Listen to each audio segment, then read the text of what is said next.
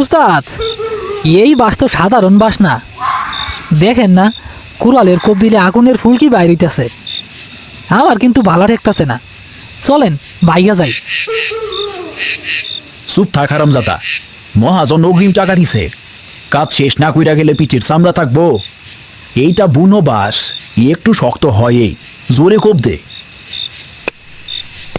তারা দুজনে মিলে আবার জোরে আঘাত করল।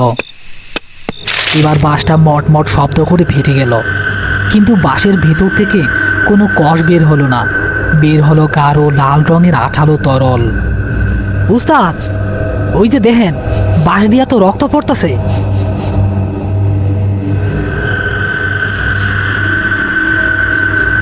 দূর বোকা, এইটা রক্ত না, গাছের আঠা। অনেক পুরনো গাছ হইলে আঠা লাল হয়ে যায়। তুই এত ভয় পাস কেন? তাড়াতাড়ি বাসটা নামা। আরিফ মুখে সাহস দেখালেও তার হাত কাঁপছিল। সে জানে কালীদিঘির পাড়ের এই বাঁশঝাড় নিয়ে গ্রামে অনেক কথা প্রচলিত আছে। এই বাঁশঝাড়ে নাকি এক জিনপরির আসর আছে। বাঁশ থেকে রক্ত পড়া মোটেও স্বাভাবিক লক্ষণ নয়, কিন্তু অভাবের তাড়নায় আরিফকে আজ এই ঝুঁকি নিতে হয়েছে।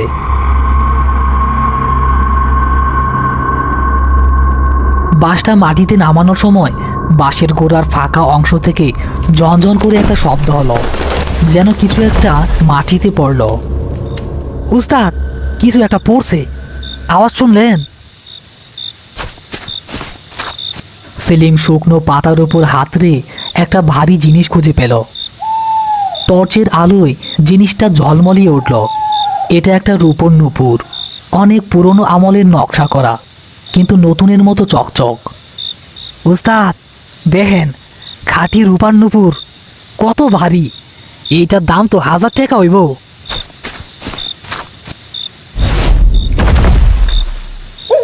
খবরদার সেলিম, ওইটা ধরবি না। ওইটা ভালো জিনিস না।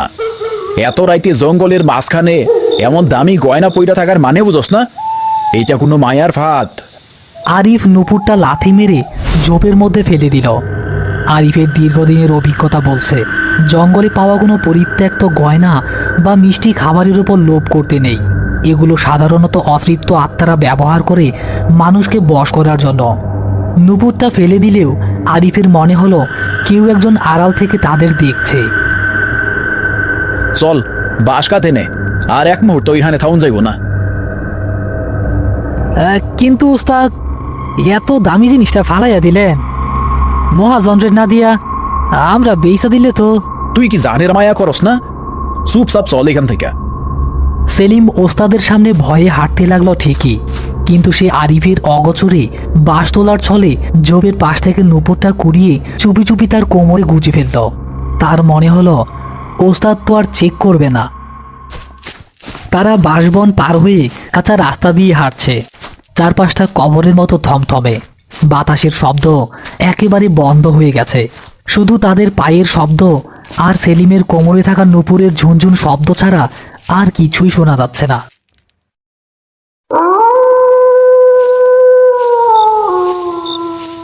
সেলিম, দাঁড়া। কি হইছে ওস্তাদ? কিসের শব্দ হয় ঝুনঝুন কইটা?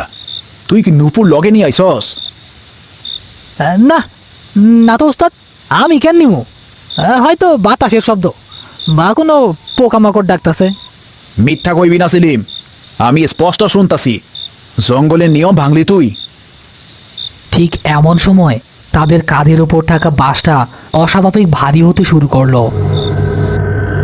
তাদের প্রথমে মনে হলো সাধারণ ওজন, কিন্তু ধীরে ধীরে মনে হলো যেন বাসের ওপর কেউ একজন বসে আছে। সেলিমের কাঁধ ব্যথায় ভেঙে আসার উপক্রম। ও উস্তাদ, বাসটা এত ভারী লাগতাছে কেন? মনে হইতাছে পাহাড় ঘাড়ে নিয়ে আইছি। আর পারতাছি না। আল্লাহর নাম পর, জোরে জোরে আল্লাহর নাম পর। আমি কইছিলাম না ওইটা সাধারণ বাস না। হঠাৎ সেলিম অনুভব করলো তার কাঁধের ওপর দিয়ে একটা লম্বা কালো চুল ভর্তি হাত ধীরে ধীরে নিচে নেমে আসছে এবং তার গলার দিকে এগুচ্ছে। উস্তাদ, আমার আমার গলায় কেউ হাত দিতেছে, বাঁচান। টর্চের আলোতে দেখা গেল বাসটার ঠিক মাঝখান থেকে দোয়ার মতো একটা আকৃতি বের হয়ে সেলিমের পিঠের উপর চড়ে বসেছে। আকৃতিটা একটা নারীর, যার পা উল্টো এবং তার এক পায়ে সেই নুপুরটা পরা, অন্য পা খালি। ইয়া আল্লাহ, সেলিম বাস ফালা, জলদি বাস ফালা। কিন্তু সেলিম বাঁশ ফেলতে পারছে না। বাঁশটা যেন তার শরীরের সাথে আঠার মতো লেগে আছে। আর সেই ছায়ামূর্তিটা সেলিমের কানের কাছে মুখ নিয়ে ফিসফিস করে কিছু বলছে। আমার আমার নুপুর দে, আমার নুপুরটা আমারে দে। উস্তাদ, উস্তাদ!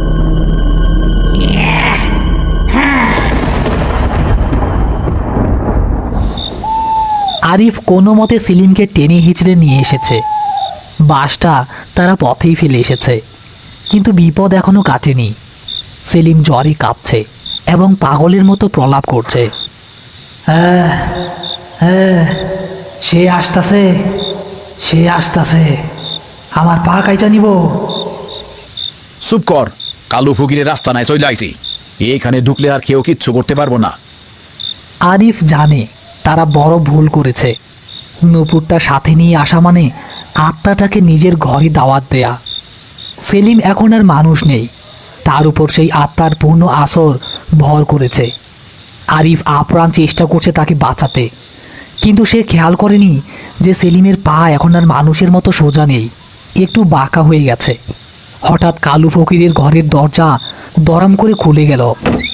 কালু ফকির হ্যারিকেন হাতে বেরিয়ে এলো, তার চোখ আগুনের মতো জ্বলছে। এই কে রে? কারে তো সাহস? মৃত্যু দুধ সাথে নিয়া আমার উঠানে পাড়া দেশ? ও আরিফ, তুই এই ছোকরারে লগে আনছস কেন? দেহস না ওর ছায়া মাটিতে পড়তাছে না? ফকির বাবা বাসান, পোলারা লোভে পয়রা এক মহা ভুল কইরা ফেলাইছে, ওরে মাফ কইরা দেন। ভুল? ও ভুল করে নাই, ভুল করছস তুই। তুই জানতি ওই বাসজার অভিশপ্ত, তাও গেলি কেন? এখন উপায় একটাই। কালু ফকির কিছু বলার আগেই সেলিম হঠাৎ অদ্ভুতভাবে হেসে উঠল। তার হাসি মানুষের নয়, যেন কোনো হিংস্র পশুর মতো। উপায়? উপায় নাই, ও এখন আমার। নূপুর ফিরাইলেও ওরে আমি ছাড়বো না। সেলিম হঠাৎ এক ঝটকায় আরিফের হাত ছাড়িয়ে সোজা পেছনের অন্ধকারের দিকে দৌড় দিল, যেদিকে সেই বাঁশঝাড়টা। তার দৌড়ানোর ভঙ্গি সাধারণ মানুষের মতো নয়, সে চার হাত পা ব্যবহার করে বাঘের মতো দৌড়াচ্ছে। সেলিম দাঁড়া! আরিফ, যাইস না, যাইস না, অন্ধকারের লগে পাল্লা দিস না। আরিফ ফকিরের কথা না শুনেই সেলিমের পেছনে দৌড় দিল। সেলিম দাঁড়া! আরিফ প্রাণপণে দৌড়াচ্ছে। তার হাতে টর্চ থাকলেও সে সেটা জ্বালাতে পারছে না। পেছনে আলো দেখে সেলিম আরো দ্রুত দৌড়াতে শুরু করলো। সামনে অন্ধকারে সেলিমের ছায়া দেখা যাচ্ছে। সে মানুষের মতো দৌড়াচ্ছে না, বরং চার হাত পা ব্যবহার করে কোনো বুনো জানোয়ারের মতো লাফিয়ে লাফিয়ে বাঁশঝাড়ের দিকে এগুচ্ছে। সেলিম, সেলিম দাঁড়া! ওইদিকে যাইস না, যাইস না ওইদিকে, ওইটা ওইটা মরণের ফাঁদ। আরিফ জানে এবার যদি সেলিম ওই কাটা বাঁশের গোড়ায় পৌঁছে যায়, তবে তাকে আর কোনোদিনও ফেরানো যাবে না। আত্মা সাধারণত শিকারকে তার মৃত্যুর স্থানের দিকে টেনে নিয়ে যায়। হঠাৎ সেলিম একটা বিশাল বাঁশঝাড়ের সামনে গিয়ে থামল। সে এক লাফে প্রায় 10 ফুট উঁচুতে একটা বাঁশ জড়িয়ে ধরল এবং টিকটিকির মতো তরতর করে উপরে উঠতে লাগলো। উস্তাদ, আমারে ডাকেন কেন? ও তো আমারে ডাকতাছে, ওই যে নিচে, লাল পানির নিচে। সেলিম নিচের দিকে আঙুল দিয়ে ইশারা করলো। সেখানে সেই কাটা বাঁশের গোড়া থেকে এখনো লাল আঠা বের হচ্ছে, যা অন্ধকারে রক্তের মতো দেখা যাচ্ছে। আরিফ বাঁশঝাড়ের নিচে এসে দাঁড়ালো। সে দেখল সেলিম বাঁশের মগডালে ঝুলে আছে, তার মাথা নিচের দিকে। ঠিক সেই সময় পেছন থেকে একটা আগুনের মশাল হাতে কালু ফকির সেখানে উপস্থিত হলো। তার গলায় হারের মালা এবং হাতে একটা ত্রিশূল। আরিফ, খবরদার, বাঁশ ছুইবি না। ওই বাঁশে এখন শয়তান বর করছে। তুই শুইলে তুই আটকা পড়বি। তাইলে তাইলে কি করবো বাবা? ওরে চোখের সামনে মরতে দিমু? ওর কাছে ওই নুপুর আছে। যতক্ষণ ওই নুপুর ওর কোমরে আছে ততক্ষণ ওই প্রেতাত্মা ওরে ছাড়বো না। নুপুরটা ফেরত দিতে হইব, কিন্তু সমস্যা হইল ও এখন নিজের ইচ্ছায় নুপুর ফেরত দিব না। বাঁশের ওপর থেকে সেলিম শব্দ করতে লাগলো। তার চোখ দিয়ে আগুনের মতো ভাটা জ্বলছে। আমার নুপুর আমি নিমু, ওর পা শুদ্ধ নিমু। কালু ফকির বুঝতে পারল সময় খুব কম। ভোরের আলো ফোটার আগেই এই খেলার ইতি টানতে হবে, নয়তো সেলিম চিরকালের জন্য এই বাঁশঝাড়ের অংশ হয়ে যাবে। আরিফ, আমি মন্ত্র দিয়া বাঁশটারে অবশ করবো। তুই সেই সুযোগে গাছে ঢিল মাইরা বা লাঠি দিয়া সেলিমের কোমর থেকে ওই নুপুরটা ফালাবি। পারবি? লক্ষ্য ঠিক রাখতে হইব।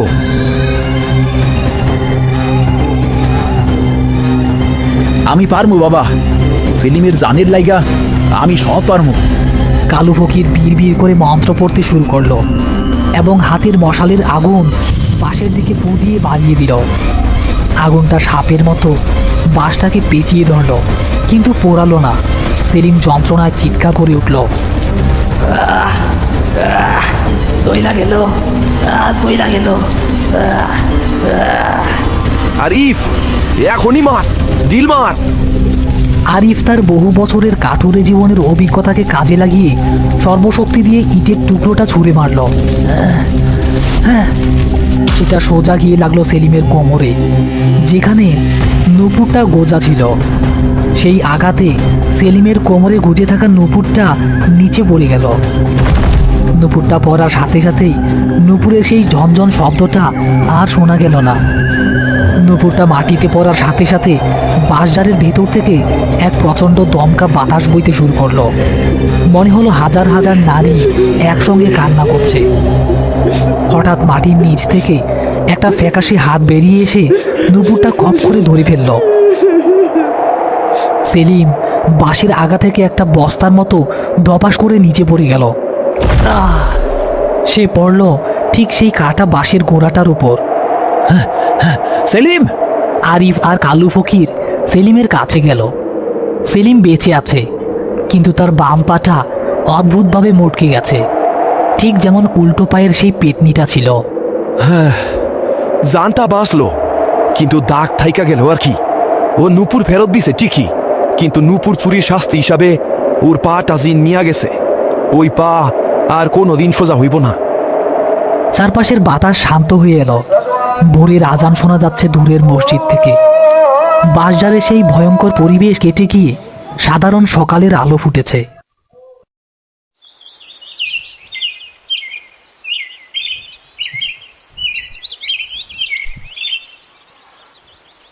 কি রে সেলিম, পায়ে ব্যথা করতেছে? ব্যথা তো করে উস্তাদ, কিন্তু রাইতে যখন ঘুমাই তখন স্বপ্নে দেখি একটা মেয়ে আমারে ধন্যবাদ দেয়, কয় আমার নুপুর ফিরাইয়া দেওয়ার লাইগা শুক্রিয়া, নাইলে আমিও মুক্তি পাইতাম না আর তুইও মুক্তি পাইতি না। বাদ দে ওইসব কথা, যা ঘরে যা, সন্ধ্যা হইতাছে। মাগরিবের পরে আর ঘরের বাইরে থাকিস না। সেলিম হয়তো বেঁচে গেছে, কিন্তু গ্রামের মানুষ এখনো বলে আমাবস্যার রাতে ওই বাঁশঝাড়ের পাশ দিয়ে গেলে এখন আর একটি নুপুরের শব্দ শোনা যায় না, এখন শোনা যায় দুটি নুপুরের শব্দ। আত্মারা হয়তো তাদের হারানো জিনিস ফিরে পেয়েছে, কিন্তু লোভের পরিণাম সেলিমকে সারা জীবন বয়ে বেড়াতে হবে।